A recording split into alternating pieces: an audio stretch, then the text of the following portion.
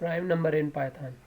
To check whether a number is a prime number or not, we are taking an input from the user as an integer and saving that input into a variable named number.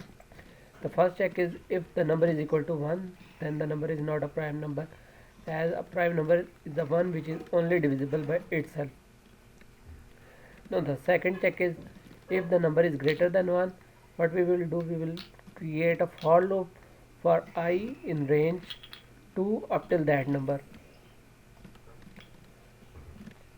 Okay, so inside that for loop we will make a check if number remainder I is equal to 0.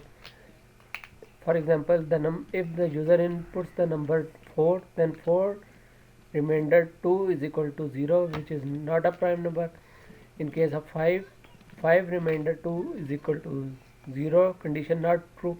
The program will go to the for loop again, 5 remainder 3 not equal to 0, 5 remainder 4 not equal to 0, and then it will break out from the for loop, and that statement will run, and the print will be number is not a prime number.